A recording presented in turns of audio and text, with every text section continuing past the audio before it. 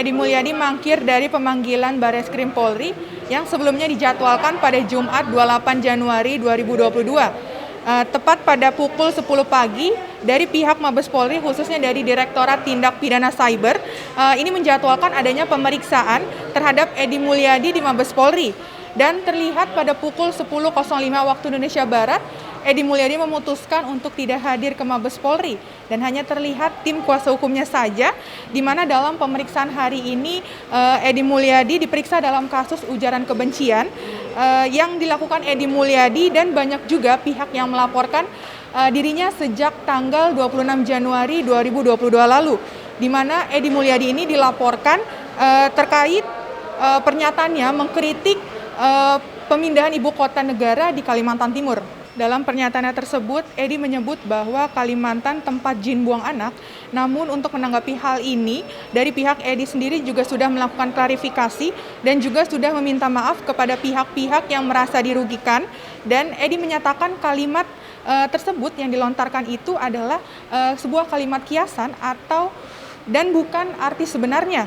Dan tadi juga alasan Edi Mulyadi tidak hadir di Mabes Polri adalah surat pemanggilan yang dilayangkan penyidik oleh Edi Mulyadi ini dinilai tidak sesuai dengan prosedur.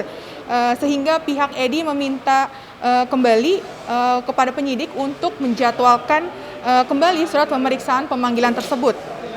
Dan hingga saat ini dari pihak kepolisian juga sudah menaikkan gelar perkara dari penyelidikan ke penyidikan, serta sudah melakukan pemeriksaan terhadap beberapa saksi. Sebelumnya Karopemas Humas Polri Brigjen Pol Ahmad Ramadan menyampaikan saat ini sudah ada 38 orang saksi yang telah diperiksa oleh penyidik, diantaranya 30 orang saksi dan 8 orang saksi ahli, diantaranya saksi ITE, saksi sosiologi dan juga saksi ahli bahasa. Sedang ada penyidik dan alhamdulillah diterima. Yang masuk tadi kurang lebih kita dari tim 4 orang di dalam dan penyidik ada 3 orang. Nah, kami sudah jelasin surat kami itu sudah kami jelasin kepada penyidik bahwa ketidakhadiran Pak Edi ya pertama masalah peraturan hukum. Artinya ada KUHP yang mengatur bahwa pemanggilan itu tidak boleh terburu-buru, minimal 3 hari. Nah, prosedur pemanggilan yang dilakukan oleh Mabes kan 2 hari. Artinya itu ada prosedur yang dilanggar. Yang kedua, surat pemanggilan itu sendiri tidak menjelaskan peristiwa apa yang terjadi sama Pak Edi itu gitu loh. Sehingga kami anggap itu kabur gitu loh. Cuma ada pasal-pasal SARA saja. Artinya perlu dijelaskan itu. Nah, tadi kita sudah sepakat pihak Mabes Polri akan melakukan pemanggilan ulang. Ya kalau memang ada pemanggilan kita akan datang. Saya bilang gitu. Kapan Pak pemanggilan ulangnya Pak? Rencana pemanggilan kedua? Belum dikasih tahu, nanti akan menyusul secepatnya. Beliau bilang gitu. Artinya gini lah, Pak Edi tidak akan melarikan diri. Kita akan menghadap secara gentleman ya sebagai orang warga negara Indonesia. Apapun prosedur pemanggilan itu sepanjang tidak melanggar hukum kami akan datang. Sambil menunggu pemanggilan ya. Pak, apakah dari kuasa hukum akan ada melakukan hal-hal ke depannya seperti apa? Ya kami pertama sudah mempersiapkan ahli-ahli juga ya, ahli bahasa dan ahli pidana. Artinya kami akan persiapkan itu semua. Di mana di dalam press release Pak Edi itu sama sekali tidak pernah menyinggung suku dan ras. Ya, tidak ada sama sekali, tidak ada. Coba boleh dicek di YouTube channel yang ada itu tidak ada. Sudah kami cek satu-satu, kemarin kami pelajari. Oh, kalau tidak ada apa usurnya gitu loh. Di mana deliknya gitu loh, delik saranya. Kok orang tidak menyinggung masalah sara kok, tidak ada menyinggung masalah, hanya bilang memang tempat jin buang anak. Artinya sudah diterjemahkan. Jin buang anak itu sudah diklarifikasi semua dan sudah minta maaf beliau dari melalui TV One dan melalui YouTube channel beliau. Sudah 2 kali dia minta maaf. Artinya itu sudah clear gitu loh. Artinya ini. Yang ingat ya, Pak Edi ini seorang wartawan senior. Artinya pemanggilan itu dia bicara di situ atas nama wartawan senior, bukan atas apa gitu loh. Artinya kami juga inginkan undang-undang pers diberlakukan lah.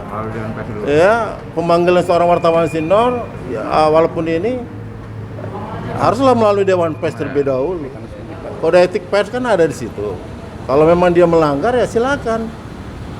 Artinya apa? Prosedur hukum itu, apalagi sudah ada kerjasama Polri dengan PWI, situ udah jelas sekali gitu loh.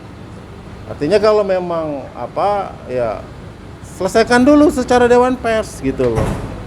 Gak bisa kapasitas Pak Edi bicara di situ sebagai wartawan senior. Saya ada undangannya. Itu sebagai wartawan senior. Beliau diundang sebagai wartawan senior gitu loh. Artinya tetap aja tidak bisa terlepas lah dari insan pers gitu loh. Artinya dia tetap wartawan gitu loh, profesinya gitu loh. Pak, berapa rencananya saksi yang dihadirkan dari pihak Edi? Kalau kita ya banyak ya nanti ya, apakah di rencana di Mabes Polri, apakah di proses persidangan. Tapi semua saksi ahli. ya kalau ahli itu kalau bisa kita minta di sini di BAP di sini nanti. Memang Pak sudah diketahui status tersangka atau belum? Belum, statusnya belum dijelas. Ya, ini masih proses saksi biasa gitu, tapi memang sudah masuk sidik ya, berarti sudah proses penyidikan perkara ini.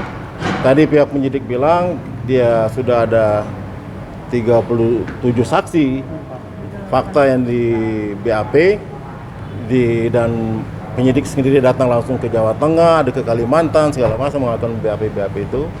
Yang kedua ahlinya ada 5 ahli yang sudah diperiksa sama penyidik Mabes Polri. Surat itu statusnya sebagai terlapor dulu ya? Masih saksi Pak. Saksi. Jadi kalau terlapor udah lepas ya, udah naik. Sekarang udah naik penyidikan ya. Sudah naik ke penyidikan ya, bukan penyelidikan lagi, sudah sidik namanya. Ini udah melakukan proses penyidikan. Nah inilah kita nanti ya akan persiapan lah. Memang perkara ini nggak bisa lepas dari nuansa politik kalau saya lihat dipaksakan gitu loh. Nah tadi saya udah bilang bahwa jangan tebang pilih lah. Edi Mulyadi ini apa bedanya dengan Atira Dahlan sih? Sama-sama warga negara gitu. Artinya kita minta nggak usah tebang pilih. Penegakan hukum di Republik ini tidak usah tebang pilih. Samakan aja warga negara itu. Semua sama kok di mata hukum.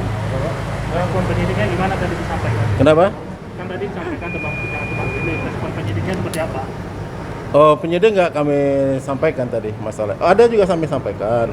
Ya itu lihat aja nanti katanya gitu. Lihat aja nanti. Sudah ada di pembicaraan juga tadi. Nah, setelah perkara ini apakah Pak Edi mengalami teror gitu Pak? Pernah cerita juga lah kan? Bukan teror lagi Pak. Udah mau potong babi, potong kelinci udah disampaikan Pak. Kalau saya bilang nggak usah lah gitu-gitu. Ada ya video-videonya kita baca dan WhatsApp-WhatsAppnya, ancaman-ancamannya. Kita disuruh datang ke sana, Pak Edi-nya ke Kalimantan. Ya bukan nggak mau, berani-berani aja sekarang. Siapa yang berani jamin keamanannya ke Kalimantan itu? Katanya hukum adatnya harus ke Kalimantan minta maaf. Ya, silakan aja saya bilang. Tapi siapa yang menjamin keamanan di sana? Oke? Oke, makasih ya Pak. Dari Jakarta, Jihan Nabila, Dafaris Kiano melaporkan untuk Sinpo TV.